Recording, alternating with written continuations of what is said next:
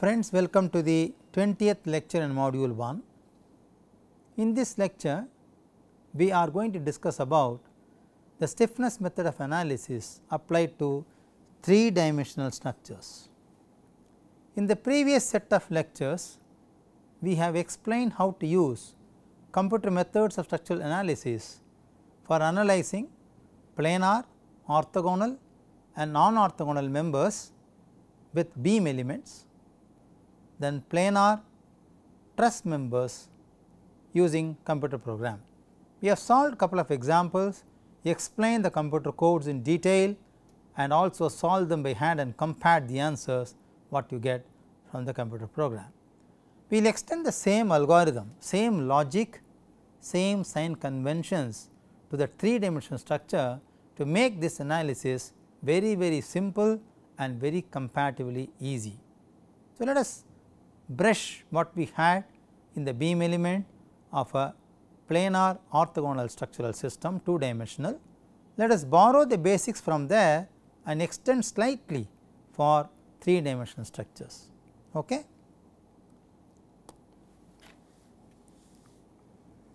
We know that equation for joint equilibrium of planar structure is given by the stiffness matrix complete multiplied by delta of the complete structure will be the joint load of the complete structure plus any additional reaction of the complete structure, equation 1. Now, the above equation is also expandable to solve 3-dimensional structures.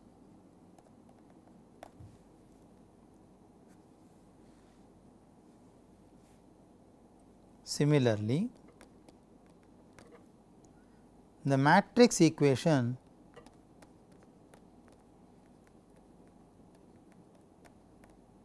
describing equilibrium of beam element is given by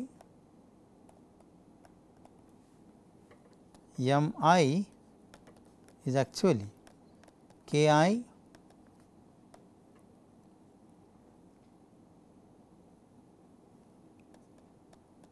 T I delta I plus F E M of I. Equation 2. Equation 2 is also extended to analyze 3-dimensional structures consisting of beam elements arbitrarily oriented in space. Having said this, the first task in 3-dimensional analysis is to develop the stiffness matrix of the complete structure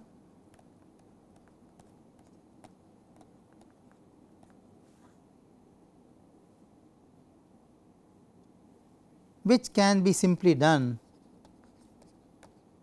by summation of member stiffness matrices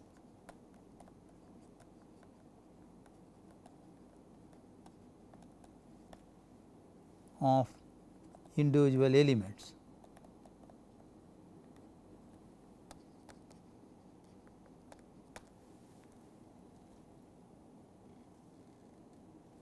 So, it is very important to note that the complete stiffness matrix of the space system will be established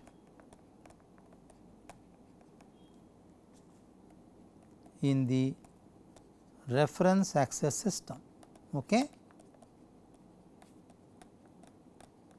So, what we are trying to say is we need to find k bar of the space system. Okay. That is what we want. Having said this, let us talk about the sign convention.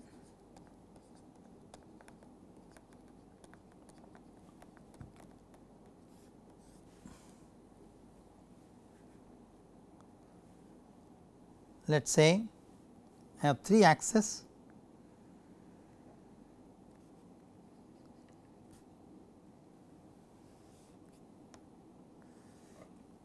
We call this axis 1, axis 2 and axis 3.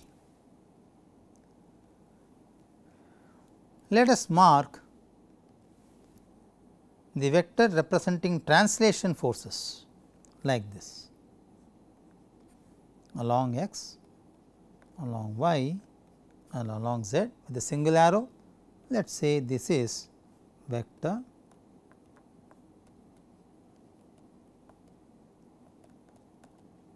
representing translation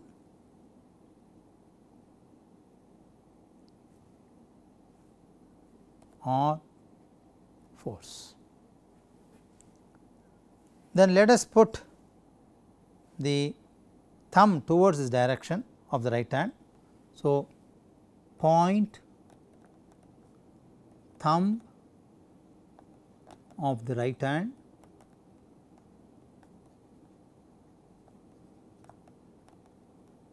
towards these arrows one by one. Okay. So, if I put it towards 1, the remaining 4 fingers, the direction of folding 4 fingers will indicate the direction of movement. Let us mark that, which is also marked with double arrow. Similarly, is also marked with double arrow. Similarly, is also marked with double arrow. So, these indicate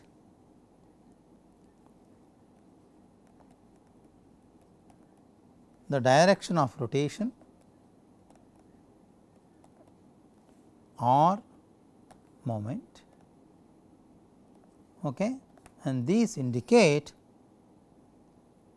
the vector representing rotation or moment.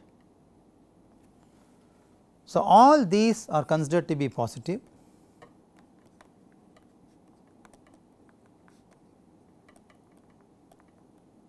Established using right hand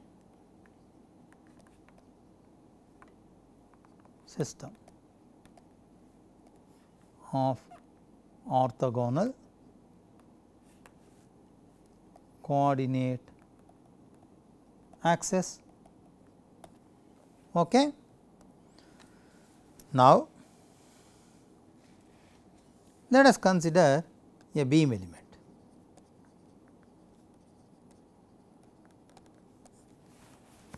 Let us track back what we had in the last planar orthogonal systems. We had a beam element fixed at both the ends. This is considered to be x m and y m of the beam element, and the beam had theta p, theta q, delta r delta S and delta T and delta H as the degrees of freedom. Okay. So, 2 rotations, 2 translations along y and 2 translations along x, correct.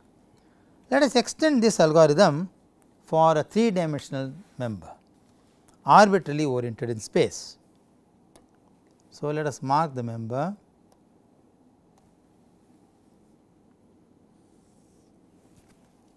with 2 joints j and k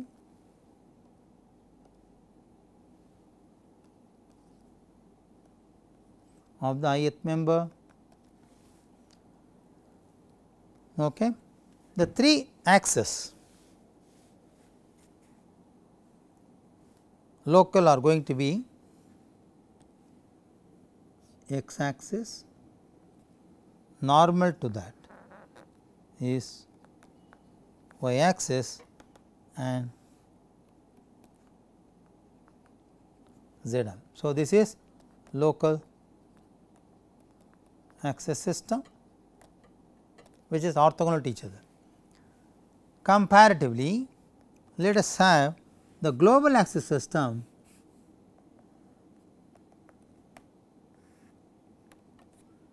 like this x, y and z. This is let us say a reference axis system.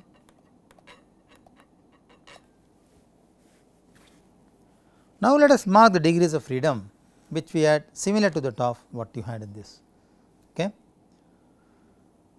So, now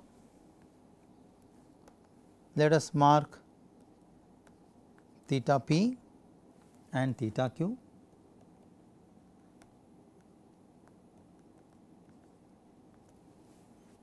Okay.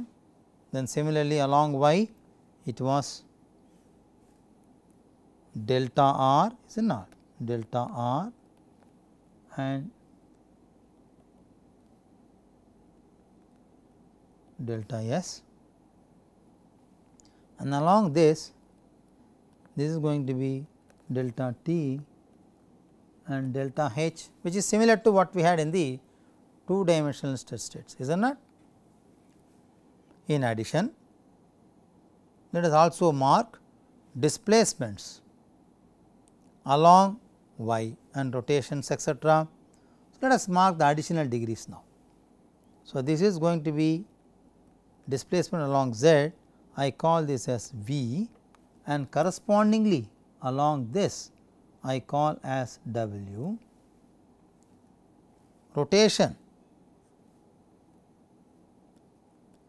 I call this as theta L, rotation I call this as theta m, and rotations I call this as theta n, and this rotation I call as theta o. So, now for every end I have 3 translations, that is E t, r and v, and 3 rotations, that is p, l and l. Similarly, for the k joint 3 translations x, y and z, 3 rotations about x, about y and about z. So, there are 12 degrees of freedom now, 3 translations and 3 rotations at each end makes it 12. Okay. So, I can always write at the jth end, okay, translations are t, r and v, correct, x, y and z. Rotations are L, that is about x, then n about y and p about z. Similarly, let us write for the kth n,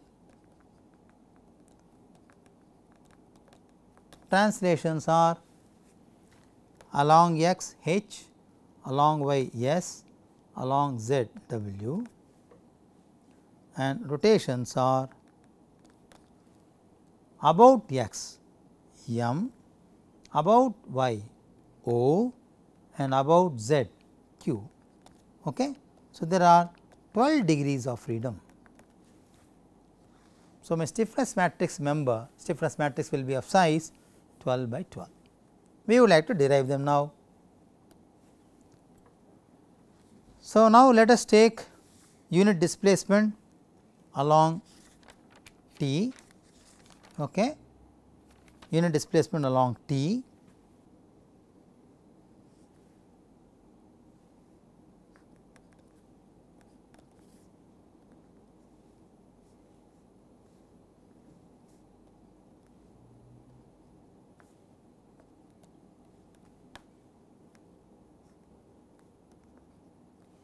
Z. So, this displacement is along T, which is unity. This will give me the forces K T T of the ith member, and this will again be K H T of the ith member. Okay. So, I should say this is unit translation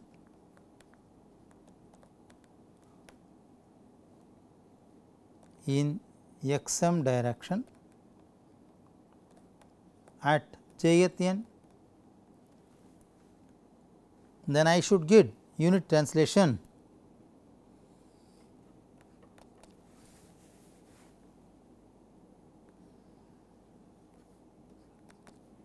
in the yth direction. I should say this as unity, which will now cause K P R, then K Q R, then K R R of the ith member, then K S R of the ith member. So, this is unit translation in y m direction at jth end. I can also give this translation along z axis, which I draw.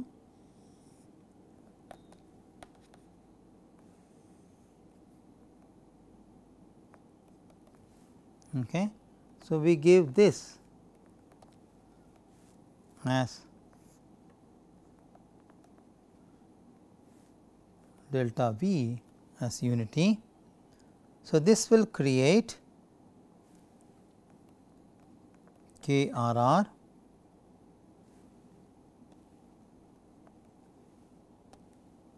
this will create K V V, okay, and K W V, and then the moment, which will be K N V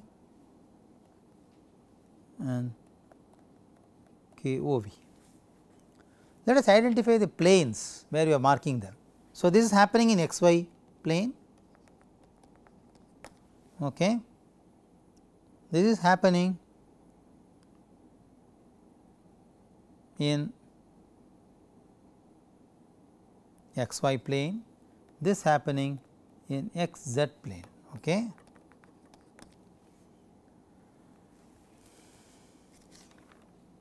Let us find unit rotations as well for these members. So, let us say we give unit rotation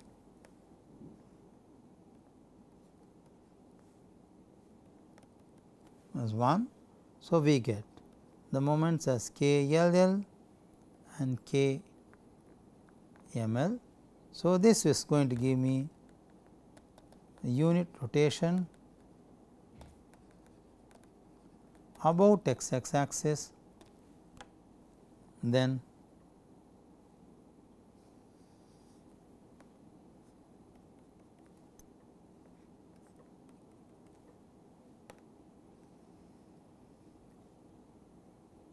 so this is going to cause a rotation which is going to theta n is unity.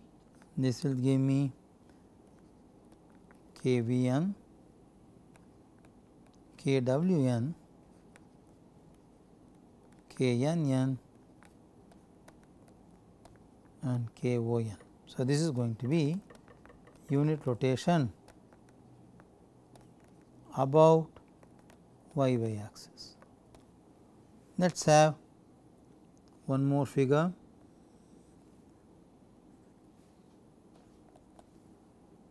Which is going to mark unit rotation